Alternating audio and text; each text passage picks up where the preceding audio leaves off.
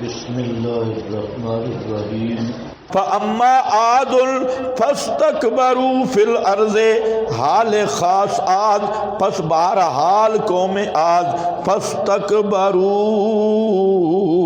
شکاوت کے دو شعبے میں نے ذکر کیے تھے، ایک شعبہ تھا توہین الہی اور دوسرا ظلم علی الخلق۔ یہ کیا تھے؟ فَاسْتَكْبَرُوا تکبر کیا انہوں نے، پس سین تا مبالغہ پر دال ہے، بہت بڑا تکبر کیا زمین میں بغیر الحق کے ناحق۔ وقالو سبب کبر، کیوں تکبر کیا؟ کہنے لگے من اشد منا، تین اسباب غرور کے اسباب ثلاثہ کون سے اسباب ہیں؟ قوت بدنی، قوت مالی اور معبودان باطلہ، یہ تین۔ اسی پہ وہ کہنے لگے سبب کبر کیا تھا؟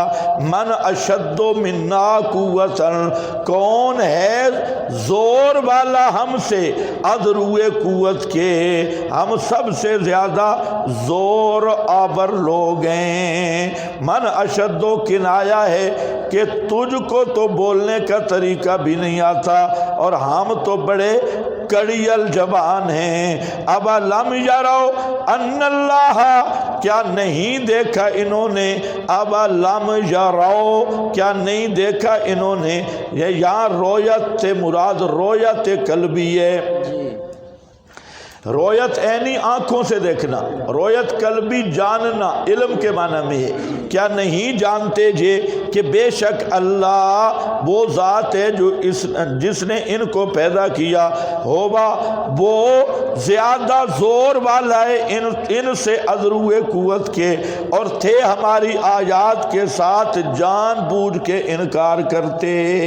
کانوا بآیاتنا یجحدون، فرمایا یہ ناز کرتے ہیں کہ ہم بڑے پہلوان ہیں اور بڑے زور والے ہیں، تو جو ان کا خالق ہے وہ کتنا بڑے زور والا ہوگا، اس کے سامنے اکڑ رہے ہیں۔ فَأَرْسَلْنَا عَلَيْهِمْ، یہ کیفیت عذاب دنیاوی، مگر باوجود اس کے بھی ایمان نہ لائے۔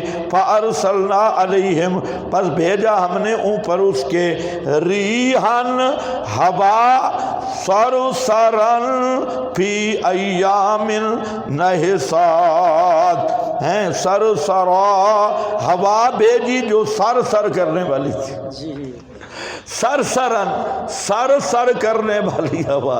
سر سر یہ ہے سرن سے، سرن کا معنی ہوتا ہے سخت، یخ اور پالا، سردی، سخت ٹھنڈک۔ کیا بولتے ہو سخت ٹھنڈک کو؟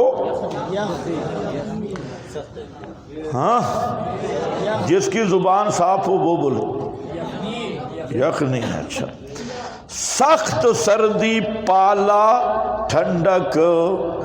سردیوں میں، سردیوں کے خاص سرد موسم میں جو ٹھنڈی ہوا چلتی ہے، جو جسم کو چیرنے والی ہوتی ہے، برف بنا دیتی ہے، اس کو کہتے ہیں سرن۔ کیا ہے؟ سرن۔ اور ایک لفظ ہے سرتن، سرتن کہتے ہیں چیخ، پکار کو، چیخ، زور سے چیخنا، سرتن۔ آیا قرآن میں سرتن، ہاں، اس نے چیخ ماری۔ حضرت ابراہیم کی بیوی نے آواز لگائی، ہے میں ماری، سمجھ گئے ہو؟ فی سرتن، تو سرہ کا معنی ہوتا ہے آواز، اور سرن کا معنی ہوتا ہے ٹھنڈک۔ یہ دونوں معنی کیے گئے۔ ریحاً طوفان تھا، سرسراً ٹھنڈی ہوا، آواز والی ہوا، ٹھنڈی ہوا، شدیدۃ الحبوب۔ او ابن کثیر کی عبارت لکھی ہے حاشیے پہ، اس کو دیکھو ساتھ ملاؤ۔ کیا شدیدۃ الحبوب سخت تیز ہوا تھی، الباردہ بہت ٹھنڈی تھی، وہی التی لہا صوتن ایسی ہوا جس کی آواز ہو، اور فرماتے ہیں والحق کو انہا متصفۃ بجمیع ذالک۔ ابن کثیر کہتے ہیں کہ تینوں معنی اس ہوا میں پائے جاتے تھے، ایک تو سخت تیز تھی، دوسرا سخت ٹھنڈی تھی، اور تیسرا اس میں آواز تھی، آواز بھی تھی۔ سرسرا فی ایام نحسات، بیچ ایام نحسات متتابعات، لگاتار دنوں میں، نحسات کا معنی نحس کی جمع ہے، لگاتار دنوں میں۔ نحسات کا کیا معنی کر رہا ہوں؟ متتابعات از ابن کثیر۔ اور دوسرا معنی نحسات کا، پہلا معنی لگاتار اور مسلسل، لگاتار اور مسلسل کتنے دن تھے؟ 8۔ لگاتار اور مسلسل رہی، کبھی وقفہ نہیں ہوا، مسلسل 8 دن رہی۔ عام طور پہ جو ہوتا ہے کہ ایک دن ہوا چلی، دوسرے دن رک گئی، تیسرے دن چلی، چوتھے دن رک گئی، یہ رکی نہیں، برابر چلتی رہی۔ کیا ہے؟ سب علیہ ثمانیۃ ایام، ہاں 8 دن اور 7 راتیں، یہ مسلسل چلتی رہی، متتابعات نحسات۔ دوسرا معنی ہے نحسات ناس سے، اس کا معنی بھی شدید البرد، سخت ٹھنڈی راتیں دن تھے، سخت ٹھنڈے موسم کی ہوا تھی۔ اور تیسرا معنی ذوات غبار، نحسات دن تھے، غبار والے دن تھے، غبار اڑتی رہی تھی۔ کتنے معنی میں نے کیے؟ متتابعات 1، سخت سرد 2، اور غبار والے 3۔ یہ 3 معنی یہاں نحسات۔ اب یہاں ایک مسئلہ ہے، اور یہ اختلاف ہے نجومیوں کے ساتھ مسلمانوں کا۔ نجومی لوگ، منجم، پھر مسئلہ آ گیا بغیر فوٹو سٹیٹ کے۔ اچھا 16 ہو گئے، کئی ہوں گے؟ ہاں کہتے ہیں مسائل کم ہیں، دوسری سورہ شروع ہوئی ہے، 16 مسائل بزرگ فرما رہے ہیں، ہو گئے۔ اچھا بہرحال منجم، نجومی، نجومیوں کے ہاں بعض ایام منحوس ہیں، جیسے سفر کا مہینہ، اور خصوصاً آخری منگل کا دن، ہر مہینے کا آخری منگل، اور سفر پورا مہینہ، اور پھر سفر کا آخری منگل۔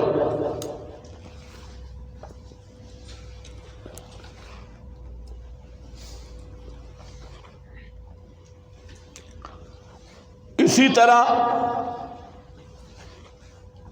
مغرب کا ٹائم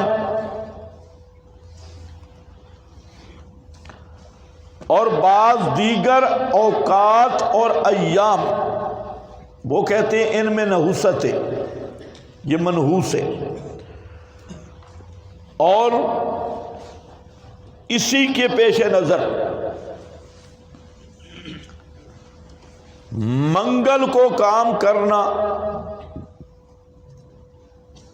اس کا آپ کو پتہ ہے، اس کے تصور کا لوگ منحوس سمجھتے ہیں، منگل کو کام نہیں شروع کرنا۔ اس لیے آپ کے مولوی حضرات بھی سبق بدھ کو شروع کرتے ہیں، منگل کو نہیں کریں گے، بدھ والے دن شروع کریں گے۔ ان کو کہو کبھی منگل کو بھی شروع کر دو۔ کہتے ہیں ہم التزام نہیں کرتے، التزام تو ہے نا، ہر بدھ کا انتظار کرتے ہو، اور کیا التزام ہے؟ کبھی منگل کو بھی کرو، لیکن نہیں۔ اسی طرح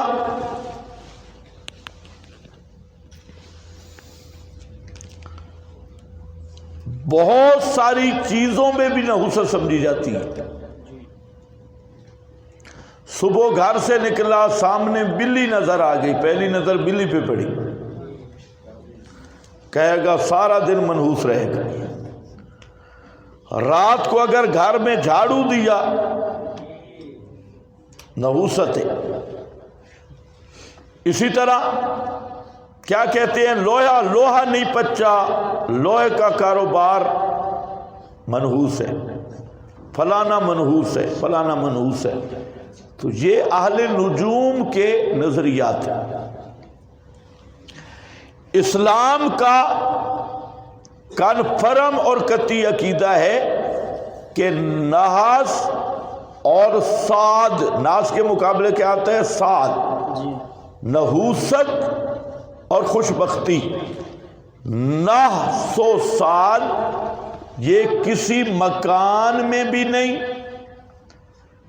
کسی یوم یا دن میں بھی نہیں، کسی ٹائم یا ساعت میں بھی نہیں. جی کیا کہا میں نے؟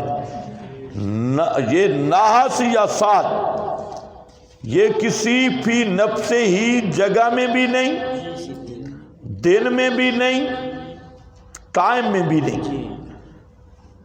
فی نفسی کسی چیز میں بھی نہیں. لا تیارت فی الاسلام، کوئی چیز نہیں، کوئی نحس نہیں.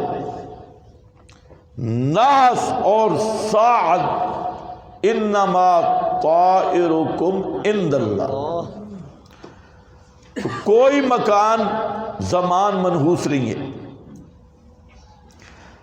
اہل نجوم نے اس آیت سے استدلال کیا ہے، نجومیوں نے، کہ دیکھو اللہ نے فرمایا کہ کیا تھے فی ایام نحسات، تو معلوم ہوتا ہے کہ کچھ دن بھی منحوس ہے. تو نحسات صاف قرآن میں آ گیا. اسی سے ملا حضرات بھی متاثر ہوئے. لیکن یاد رکھو یہ جہالت ہے. پہلے تو میں نے آپ کو 3 معنی بتا دیے نحسات کے، لیکن اگر معنی مشائم کیا جائے، نحوست والا معنی کیا جائے، تو تب بھی اس سے ایام کا منحوس ہونا ثابت نہیں ہوگا. اور میری طرف توجہ کرو، اگر جو ہمارا مابین نصاب ہو، آپ سمجھ گئے، بول لیا جائے تو پھر یہ کتنے دن تھے بھائی؟ 7 راتیں 8 دن. تو ہفتے میں کتنے دن ہوتی ہیں؟ تو 8 کے 8 دن یہ تھے. مسلسل آندھی چلی تو پھر 8 کے 8 دن منحوس ہونے چاہیے. پھر منگل کہاں سے نکلے؟ سمجھ گئے میری بات؟ اگر یہ نحوست سے مراد ہے نا وہی نحوست جو نجومی کہتے ہیں، تو پھر یہ آندھی تو 8 کے 8 دن چلی تھی.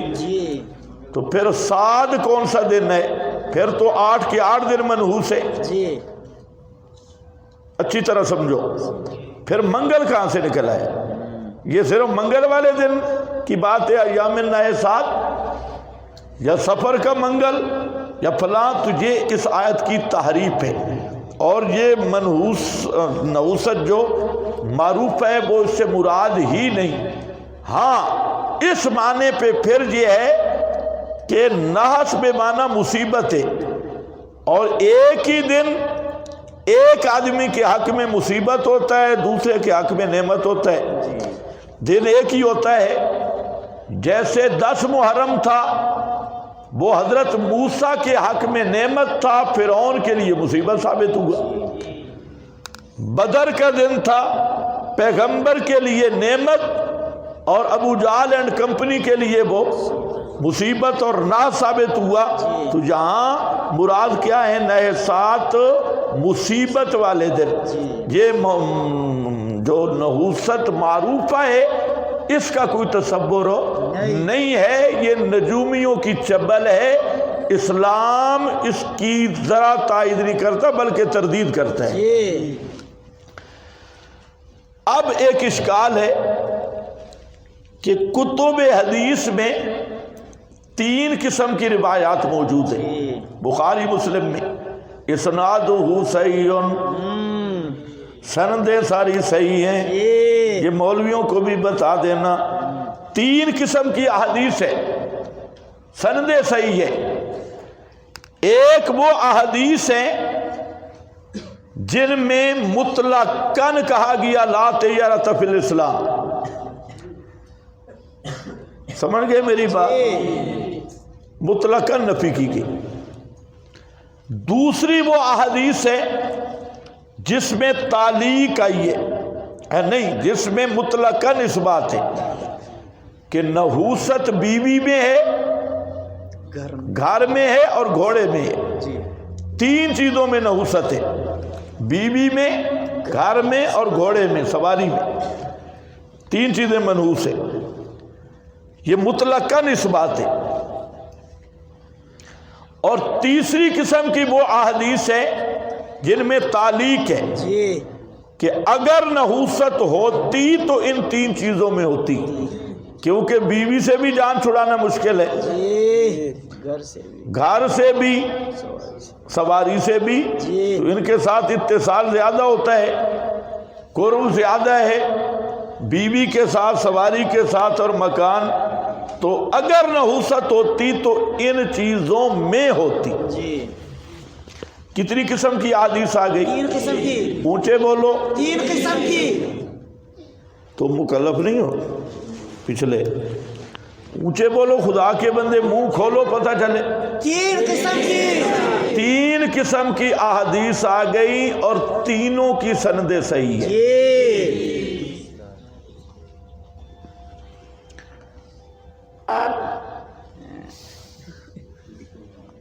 کیا فرماتے ہیں علماء کرام؟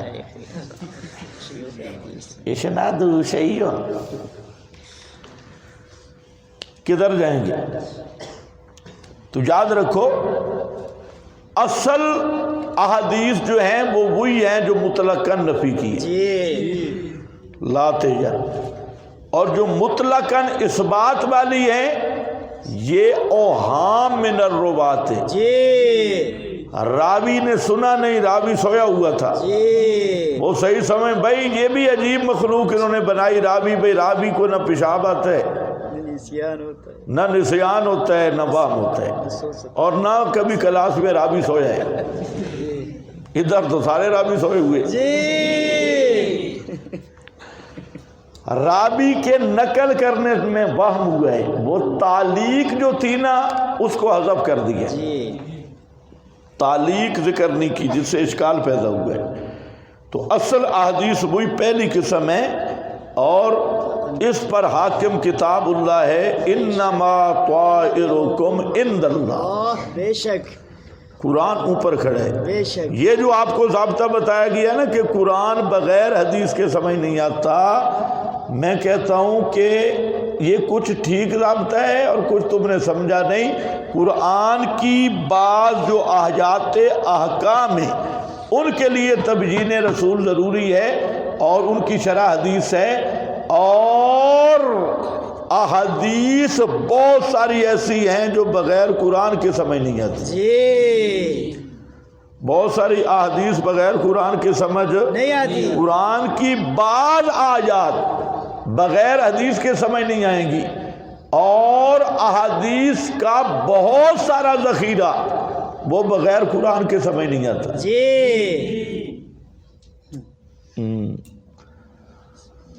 قرآن ہی تمہیں پتہ بتائے گا کہ راوی کہاں سویا ہے، کہاں بھولا ہے. اب 3 قسم کی روایات ہیں اور ایک میں صریح نفی مضمون ہے پورا، دوسرے مضمون میں صریح اثبات ہے اور تیسرے میں کیا ہے؟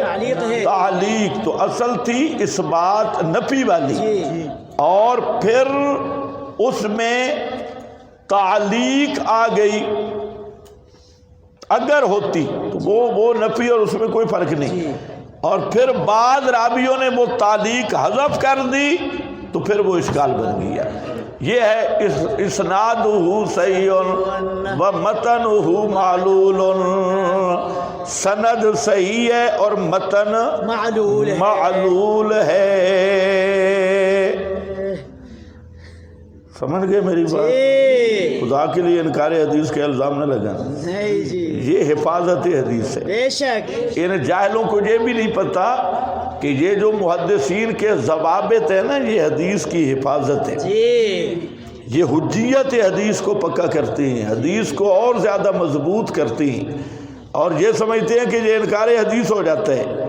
تو انکار حدیث تو تم کرتے ہو، تم جو کہتے ہو نبی پاک سال تک تو آپ پہ جادو کا ایسا غلبہ رہا کہ آپ ایک کام کرتے تھے اور پتہ نہیں لگتا تھا کرتے یا نہیں کرتے، پھر وہ سال والی حدیثیں کہاں گئی؟ جی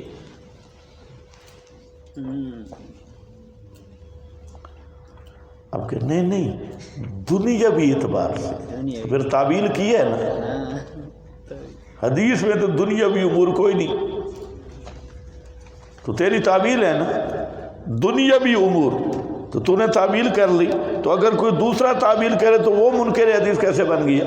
جی تو تعویل کر لے تو خیر صلی ہے، اور کوئی دوسرا تعویل کرے یا اصول بیان کر دے تو اس کا نام انکار حدیث رکھ دیا۔ خوف خدا کرو، یہ بالکل وہ للڑوں والی بات ہے، یہ عذاب قبر کے منکر ہے۔ جی مطلب ہے کہ جو ہم توشریح کرتے ہیں نا وہ مانے تشریح، تو تمہاری تشریح ہم انکار کریں تو عذاب قبر کے منکر بن گئے، اور حیات النبی کے منکر ہے۔ حیات النبی کا انکار پیر ذوالافکار نے کیا بنایا؟ آؤ مماتیو بتاؤ اگر نبی پہ موت آئی روح نکلی ہے تو اللہ نے رکھی کہاں ہے؟ داڑھی دیکھو تو لگتا ہے سر سید کا پوتا ہے، اور تقریر سنو، یہ تمہارا تزکیہ کریں گے۔ اچھا بھائی چلو، فی ایام نحسات، خدا کے لیے آپ سے بھی کہتا ہوں کہ حدیث کسی ماہر استاد سے پڑھو۔ جی سب سے مشکل ترین علم حدیث کا ہے، جی بے شک سب سے مشکل، اور آج کل سب سے سستا بنایا ہوا یہی علم ہے، جو بالکل قابل ریٹائر بزرگ ہوتا ہے، ریٹائرمنٹ کی عمر پہ ہوتا ہے، بول نہیں سکتا، آواز آگے کوئی نہیں آ رہی ہوتی، اور پرانے سیل ہوتے ہیں اور وہ آرام آرام سے چل رہے ہیں اور اون لگا ہوا ہے، وہ بیچارہ زور اس پہ تو طرز کرنا چاہیے۔ میں تو کہتا ہوں کہ علماء کے لیے بھی ریٹائرمنٹ کی ایک عمر ہونی چاہیے۔ جی ہاں، آخر ایک وقت میں ناحافظہ کام کرتا ہے بڑھاپے میں، کہ لا یعلم بعد علم، قرآن میں نہیں آتا ہے جی کہ علم کے بعد پھر وہ پہلے حالت پہ لوٹتا ہے۔ تو آپ جو زیادہ بزرگ ہو نا اس کو حدیث پڑھانے بیٹھاتے ہیں۔ وہ حدیث پاکستانی بھی عجیب قوم ہے، یہ حج پہ بھی اس کو بھیجیں گے جو بالکل بڈھا ہوگا، جی اور کوئی کھاتا نہیں بابا حج پہ چل، اکثر ادھر ہی مرتے ہیں چل کے، اور حج بھی جوانی میں کرو۔ جی بڑھاپا، حج والی عبادت بڑھاپے والی عبادت نہیں ہے، جوانی میں جو چس ہوتی ہے نا وہاں پھرنے کی، وہ حج تو میدان ہے، جہاد کا میدان ہے، تو وہاں تو قوت چاہیے، بوڑھا بیچارہ کیا حج کرے گا۔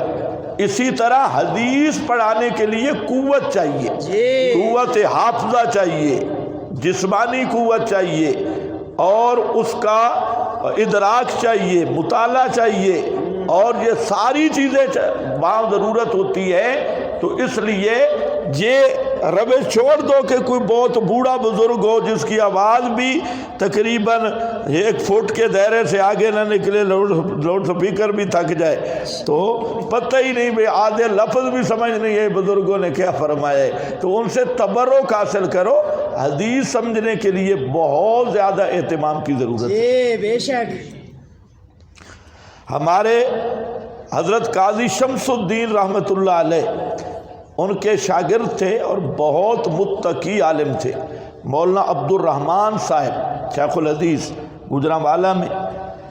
تو جب وہ بوڑھے ہوئے تو اس وقت وہ سوچ رہے تھے کہ میں تدریس چھوڑتا ہوں، تو میں ان سے ملا تو میں نے کہا حضرت آپ تدریس نہ چھوڑیں، تو آپ جیسے بزرگ کو کچھ نہ کچھ پڑھانا چاہیے۔ تو انہوں نے بڑی عجیب بات کی، حضرت قاضی شمس الدین صاحب رحمہ اللہ کے شاگرد تھے، فرمانے لگے کہ مسئلہ یہ ہے کہ میں اب کمزور ہو گیا ہوں، میرا پہلا حافظہ بھی نہیں رہا، اور ویسے عمر کا تقاضا کہ چلتے پھرتے تھے، عمر کا تقاضا میں محسوس کر رہا ہوں کہ اب تک جو میں نے تدریس کی ہے وہ صحیح، اب ممکن ہے کہ میں اس طرح تدریس نہ کر سکوں تو طلباء کا وقت ضائع ہوگا۔ طالب علم تو میرے پاس آئیں گے بزرگ سمجھ کے، بھئی قاضی صاحب کا شاگرد ہے، لیکن میں حدیث پڑھانے کا حق ادا نہیں کر سکوں گا، اس لیے انہوں نے استعفیٰ دے دیا، آخری ایام گھر میں گزارے اور تدریس وغیرہ نہیں کی۔ اور یہ ہونا چاہیے جذبہ، جب ایک بوڑھا بزرگ ہو اس کو آپ نے صبح سے لے کے شام تک سبقوں پہ لگایا ہوا ہے تو اس کا بوڑھے کا ایک اکرام بھی کرنا چاہیے، احترام بھی کرنا چاہیے۔ پہلے بھی بڑے بڑے اکابر آخر عمر میں تدریس چھوڑ گئے، اور پھر آخر عمر میں وہ جو معروف تھا ذکر اللہ پہ رہے، اللہ تعالیٰ کے ساتھ براہ راست تعلق پہ رہے۔ براہ راست کا مطلب وہ براہ راست نہیں جو آپ سمجھے، مطلب صرف دیگر عبادات میں مشغول ہو گئے۔ وجہ یہی تھی کہ جب قوا کام نہ کرے، آدمی کمزور ہو جائے تو ظاہر بات ہے وقت ضائع ہونا ہے اور پھر غلطیاں بھی کرے گا۔ امام ترمذی رحمہ اللہ کا واقعہ مشہور ہے کہ وہ جا رہے تھے سواری پہ، تو غلام کو کہا، ایک مقام سے گزرے تو انہوں نے سر نیچے کر لیا، نابینا ہو گئے تھے، سر نیچے کیا، تو غلام نے کہا کیوں؟ کہتا ہے جہاں بیری کا درخت تھا، نابینا کا تجربہ بہت ہوتا ہے، بیری کا درخت تھا، تو اس نے کہا ادھر تو کوئی بیری کا درخت نہیں، تو فرمایا کہ سواری روک لو اور قریب پتہ کرو، اگر بیری کا درخت نہیں ہے تو آج کے بعد میں حدیث بیان نہیں کروں گا، میرا حافظہ کمزور ہو گئی ہے، آئندہ میں حدیث نہیں بیان کروں گا۔ جب پوچھا گیا تو انہوں نے بتایا کہ جہاں بیری کا درخت تھا، تو میں ٹھیک۔ امام زہری اس نے آخر عمر میں بالکل حدیث بیان کرنا چھوڑ دی تھی، بیان ہی نہیں کرتے تھے، اور بڑے بڑے ائمہ کے آپ واقعات پڑھے، آخر عمر میں حدیث پڑھانا چھوڑ دی، بیان کرنا بھی چھوڑ دی۔ وجہ یہی تھا کہ جو انسان بھی بوڑھا ہونا تو اس کی قوا کمزور ہو جاتی ہے، اور حدیث کا معاملہ بڑا نازک ہے، تو اس لیے ہمیں تھوڑی روش بدلنی چاہیے، اور حدیث ایسے استاد سے پڑھو جو حدیث پڑھا سکتا ہو، حدیث کے ساتھ کھلواڑ نہ کرتا ہو، یہ سب سے مشکل علم ہے۔ ہاں بھائی، تو کتنی قسم کی حدیثیں آئی ہے؟ 3 قسم کی، 3 قسم کی۔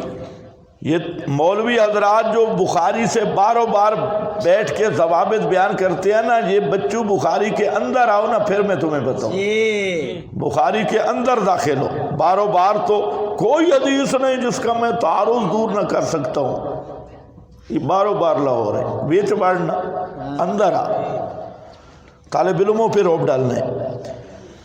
فی ایام ناحسات لنذیقہم عذاب الخزی، تاکہ چکھائیں ہم ان کو عذاب الخزی، عذاب رسوائی کا، تاکہ چکھائیں ہم ان کو، تاکہ چکھائیں ہم ان کو، چکھائیں۔ او ماسٹری مذہب بھی سن لو، ماسٹری مذہب کیا کہ موت آتی نہیں، موت کا ذائقہ چکھا جاتا ہے، اور ذائقہ کتنا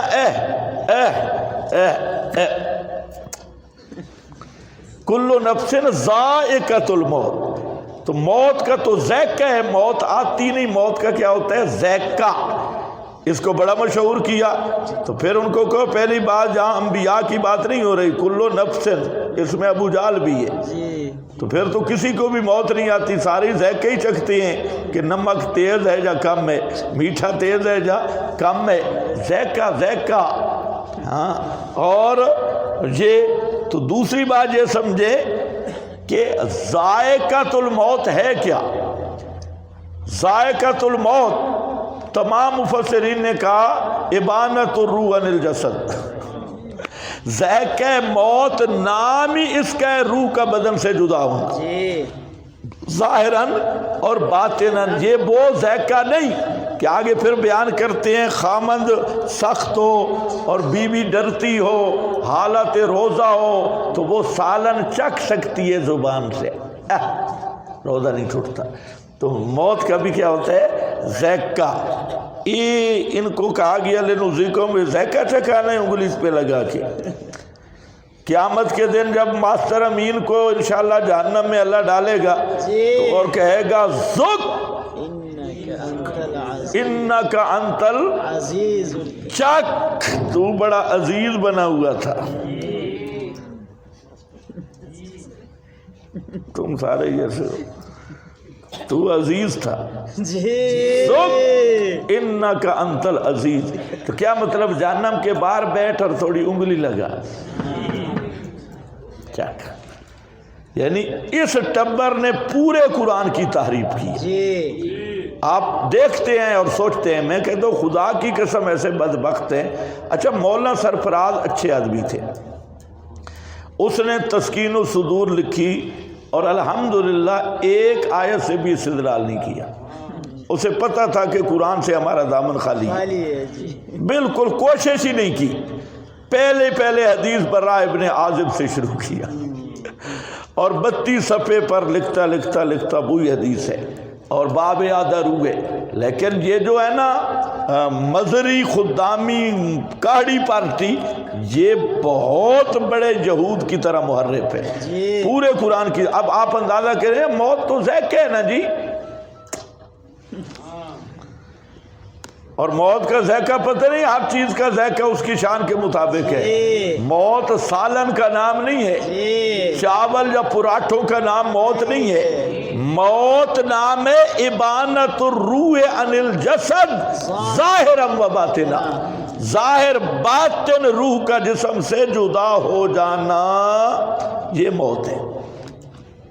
اور عذاب کا ذائقہ بھی سالن نہیں جی ہاں لتریشن ہے۔ جی لنذیقہم عذاب الخزی فی الحیات الدنیا، تاکہ چکھائیں ہم ان کو عذاب ذلت کا دنیا کی زندگی میں، بلا عذاب الآخرت اخزا، اور البتہ عذاب آخرت کا زیادہ رسوا کن ہے، وہم لا ینصرون، اور وہ مدد نہیں کیے جائیں گے، نفی شفاعت قہریہ ہے۔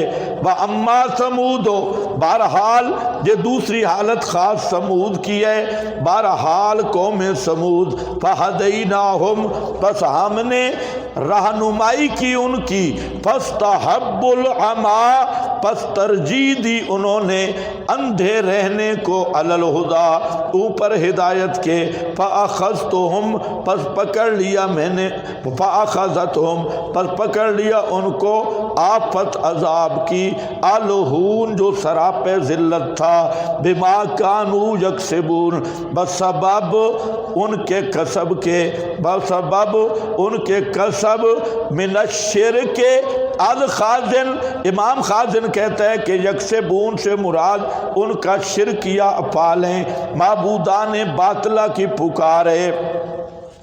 ہدیناہم فاستحبوا العمى علی الہدیٰ، پس ہم نے رہنمائی کی ان کی، مسئلہ بیان کر دیا، ہدیناہم، پیغمبر کے ذریعے ہم نے ان پر مسئلہ بیان کر دیا، لیکن انہوں نے کیا کیا؟ فاستحبوا کا معنی میں نے کیا کیا؟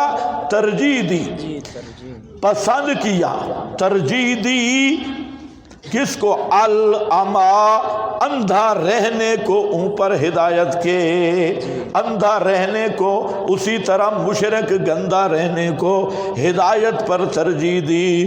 فَأَخَذَتْهُمْ، نتیجہ کیا نکلا؟ فَأَخَذَتْهُمْ، پس لے لیا ان کو کڑک عذاب نے۔ عذاب کیسا تھا؟ الہون، سراپے ذلت، یہ اسم فاعل کے معنی میں ہے، ذلیل کرنے والا۔ کیوں عذاب آیا؟ با سببیہ ہے، با مصدریہ ہے، بوجہ ان کے کسب کے۔